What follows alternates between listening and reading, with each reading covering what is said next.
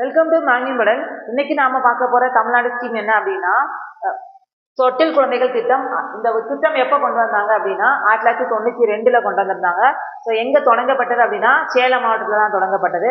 இந்த திட்டத்தை யார் கொண்டு வந்தாங்க அப்படின்னா முன்னாள் முதலமைச்சர் செல்வி ஜெயலலிதா அவர்களால் தான் இது தொடங்கப்பட்டது. ஓகேவா? ஸோ இந்த திட்டத்துல எதுக்காக இந்த திட்டம் கொண்டு வந்தாங்க அப்படின்னா பெண் சிசு கொலையை தடுப்பதற்காகவும் பெண் குழந்தைகளை பாதுகாப்பதற்காகவும் தான் இந்த திட்டம் கொண்டு வந்தாங்க.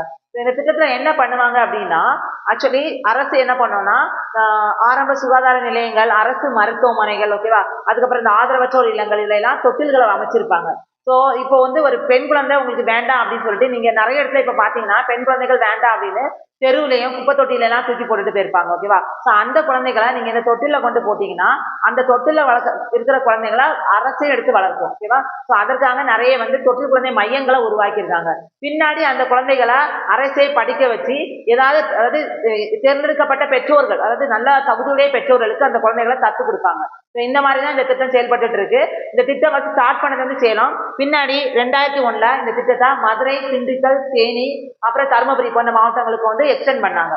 அதுக்கப்புறம் 2011 பாத்தீங்கன்னா கடலூர், அரியலூர், பெரம்பலூர், திருவண்ணாமலை, விழுப்புரம் போன்ற மாவட்டங்களுக்கு இது விரிவுபடுத்தினாங்க. ஓகேவா? ஆக்சுவலா நம்மளோட தமிழ்நாட்டில் 2001 சென்செக்ஸ் படி தமிழ்நாட்டோட பாலின வீதம் எப்படி இருந்துச்சுன்னா 942 பெண்கள், அதாவது 1000 ஆண்களுக்கு 942 பெண்கள் இருந்தாங்க. இந்த திட்டம் செயல்படுத்தின பிறகு 2011 சென்செக்ஸ் படி என்ன ஆச்சுன்னா அந்த பெண்களோட வீதம் 946 அப்படின்னு சொல்லிட்டு இன்க்ரீஸ் ஆயிருக்கு. இந்த வீடியோ உங்களுக்கு பிடிச்சிருந்தா லைக் பண்ணுங்க, ஷேர் பண்ணுங்க, கமெண்ட் பண்ணுங்க. இது போன்ற தகவலுக்கு நம்ம சேனலை சப்ஸ்கிரைப் பண்ணுங்க. தேங்க்யூ.